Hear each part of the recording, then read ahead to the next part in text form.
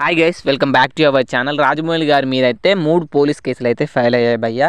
First వచ్చేసి హనుమంతుని తక్కువ చేసి మాట్లాడాడని, అండ్ మహేష్ బాబు నంది మీద ఎలా కూర్చుంటాడని, and Baahubali the eternal war ట్రైలర్లో వచ్చేసి ఇంద్రుని తక్కువ చేసి మాట్లాడాలని 3 పోలీస్ కేసులు అయితే ఫైల్ అయ్యాయి భయ్య. ఫస్ట్ చూసుకుందాం. హనుమంతుని తక్కువ చేసి మాట్లాడినట్లు రాజమౌళి గారు అసలు స్టేజ్ మీద మాట్లాడలేదు. ఈవెంట్కి ముందు ట్రైలర్ని టెస్ట్ చేస్తున్నప్పుడు ఎవరో డ్రోన్ వేసుకొని వచ్చి ఆ పిక్స్ ఆ వీడియోస్ లీక్ చేశారు. అండ్ ఈ 3 నిమిషాల ట్రైలర్ కోసం సంవత్సరం కష్టపడ్డారు భయ్య. ఈ షూటింగ్ కోసం చాలా కష్టపడ్డారు, చాలా అడ్డంకులు వచ్చినాయి. అండ్ ఈవెంట్ జరుగుతుంటే వాళ్ళ నాన్న వాళ్ళ వైఫ్ వచ్చేసి ఇదంతా దేవుడే నడిపిస్తున్నాడు, హనుమంతుడు వెన్నుదట్టి నడిపిస్తున్నాడు అని వాళ్ళ నాన్న వైఫ్ అయితే చెప్పారు భయ్య. ఇంత కష్టపడి ట్రైలర్ని అయితే సక్సెస్ఫుల్గా లాంచ్ చేశారు లైవ్లో.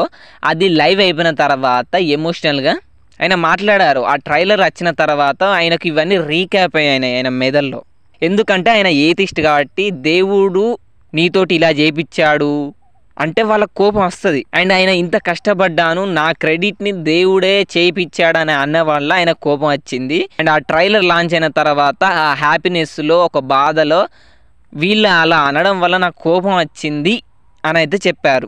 అండ్ నాకు దేవుని మీద నమ్మకం కూడా లేదని చెప్పాడు. అంతే, అక్కడ హనుమంతుని దూషించినట్టు ఏం మాట్లాడలే. అండ్ సెకండ్ వచ్చేసి మహేష్ బాబు గారు ట్రైలర్లో నంది మీద కూకున్నారంట. అసలు ఇవాళ అది నంది అని ఎవరైనా చెప్పారా? అది జస్ట్ CGI ఎద్దు అంతే, నంది అనేది ఏదే లేదు.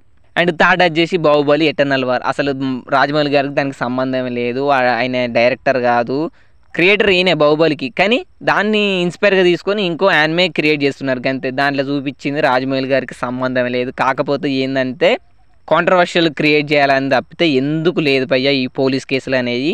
అండ్ రాజమౌళి గారు అసలు తప్పేం మాట్లాడలేదు, ఆయన ఖచ్చితంగా క్షమాపణ అయితే చెప్పాడు. అండ్ చాలామంది రాజమౌళి గారు అనని దాన్ని పట్టుకొని అయితే సోషల్ మీడియాలో వీడియోలు తీసి పెడుతున్నారు తప్పితే అసలు ఏమన్నాడు అనేది కొద్దిగా కామన్ సెన్స్ పెట్టి కూడా అర్థం చేసుకుంటలేదు మెదడు తక్కువలు. కొద్దిగా ఎమోషన్ని సెంటిమెంట్ని పక్క పెట్టి కొద్దిగా బ్రెయిన్ యూజ్ చేస్తే అర్థమైపోతుంది ఆయన ఏమన్నాడని.